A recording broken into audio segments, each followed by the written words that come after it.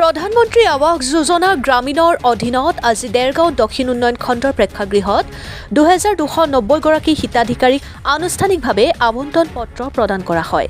এই অনুষ্ঠানত উপস্থিত থাকে দেৰগাঁও বিধানসভা সমষ্টিৰ বিধায়ক ভৱেন্দ্ৰ নাথ ভৰালী আৰু ভাৰতীয় জনতা পাৰ্টিৰ গোলাঘাট জিলাৰ সভাপতি চন্দ্ৰজ্যোতি ঠাকুৰ, দেৰগাঁৱৰ সমজিলাৰ আয়ুক্ত দামোদৰ বৰ্মনৰ লগতে ভাৰতীয় জনতা পাৰ্টি আৰু অগপৰ দলীয় কাৰ্যকৰ্তাসকল। এই অনুষ্ঠানত প্ৰায় 4000 লোকৰ সমাগম হয়।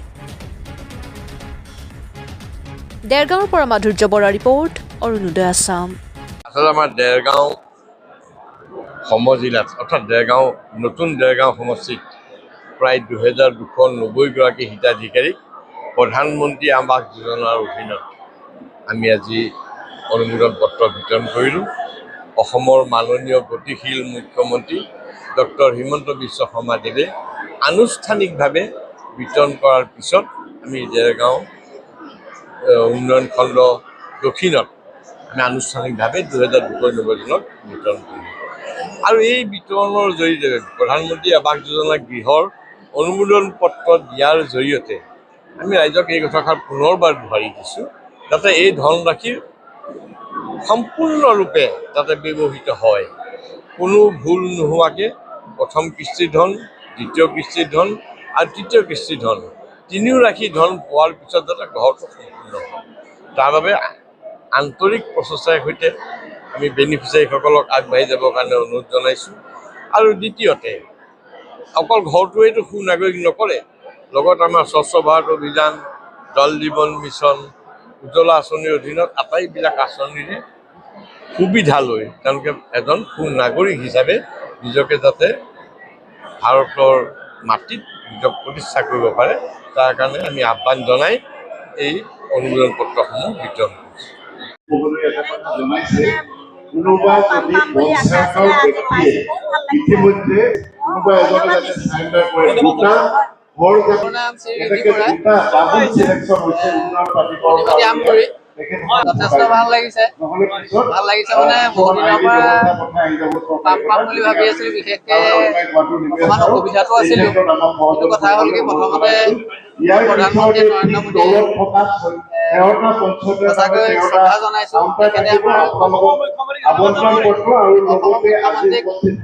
প্ৰথমতে মই ধন্যবাদ জনাইছোঁ, বিশেষকৈ এনেকুৱা এটা পদক্ষেপ লৈ পেলাই আমাৰ নিচিনা যাতে দুখীয়া পৰিয়ালক যথেষ্টখিনি উপকাৰ কৰে। য'তে আমি সৰু চালি এখনৰ তলত থাকিও জীৱন নিৰ্বাহ কৰিবলগীয়া হৈছে, তথাপিতো আমাক সৰুকৈ হ'লেও পকী ঘৰ এটা দি পেলাই চৰকাৰে প্ৰধানমন্ত্ৰী মোদী ডাঙৰীয়া আৰু মুখ্যমন্ত্ৰী শৰ্মা ডাঙৰীয়াই যিখিনি উপকৃত কৰিছে, তাৰ কাৰণে সঁচাকৈ আমি চিৰকৃতজ্ঞ হ'লোঁ।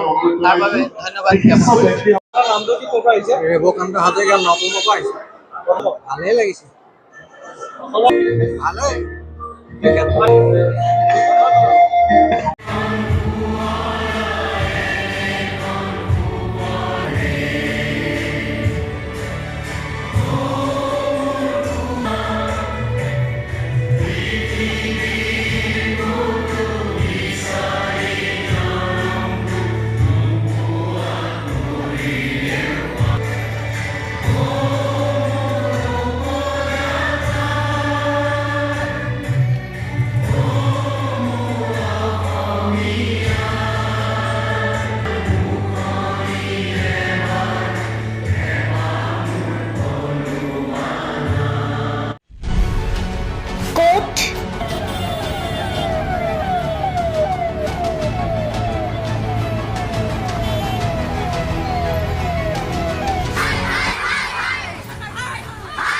কিয়, কেনেকৈ?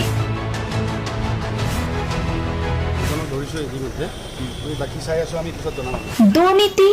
ৱাইফজনীয়ে কৈছে বোলে এওঁ মোৰ হাজবেণ্ড, আপুনি কোন হে ক'বলৈ এওঁ অবৈধ বুলি? অনিয়ম, ভ্ৰষ্টাচাৰ, একো নায়কতাবাদ। এতিয়াৰ পৰা আৰু নহ'ব। আমি দিম সত্য বাতৰি।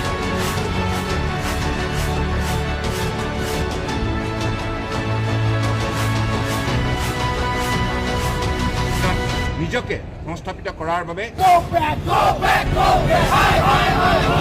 শুদ্ধ ৰূপত নিৰ্ভীক নিৰপেক্ষতাৰে আমি সাজু। অসমৰ উন্নয়নমূলক যাত্ৰাই আজি এক নতুন দিগন্ত ভৰি দিছে। অসমৰ ৰাইজৰ পৰা আমি সদায় আশীৰ্বাদ বিচাৰোঁ। আমি এনেকৈ যাতে আমাৰ জননী জন্মভূমিক সেৱা কৰি যাব বিচাৰোঁ।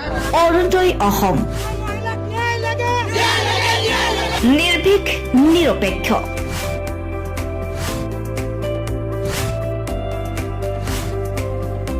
ৰাইজৰ বাবে ৰাইজৰ পক্ষত অৰুণোদয় অসম।